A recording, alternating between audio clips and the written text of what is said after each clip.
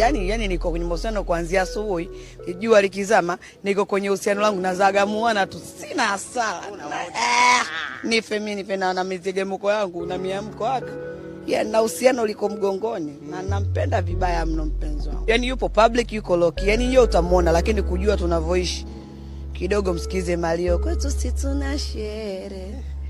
Soma kasiriko mambo. Mpenzi gani? Hata ukilogele tembele sindi yetu wewe inakuhusu. Mwanaume ambaye mwenyewe alikiri hivi karibuni kuwa alikuwa handsome lakini hakufaa kubaki naye.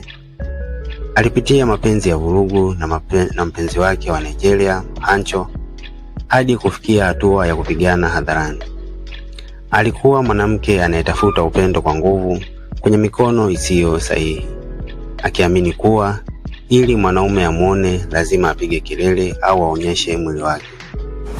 Gigi una shingo nzuri mmeona love bite acheni unafiki. Yani nyinyi niwaonyeshe nyingine nazo nyingi hatari maana mwanaume wangu hajapoa baby. Yani anabaruza 24/7 anaifanya kama photocopy anaichapisha tu papa. Makofi clap your hand. Wanawake wengi wanaangukia hapa.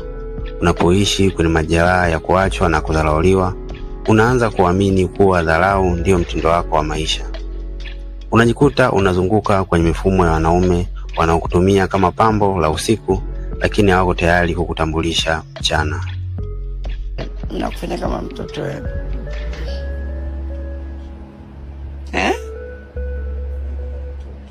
Nakufanya kama mtoto. Mimi. Tunafanyana. Wewe unanifanya mimi.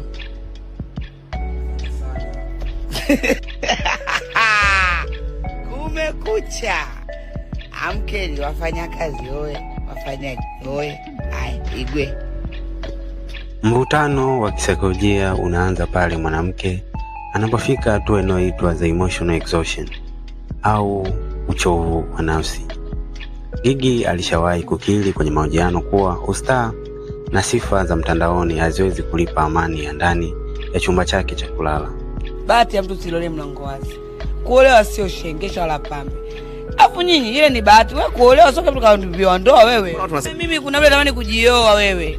Nimpate mkaka nimwambie kaka tulia wewe. Chukua kanzu hii. Kaa kwenye mkeka hapo. Aya niite Bi Aisha. Nataka chapati.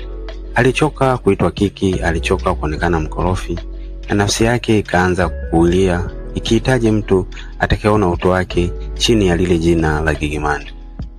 Hapo ndipo somo kubwa linapozaliwa kwa ajili yako wewe mwanamke unanitazama. Badiliko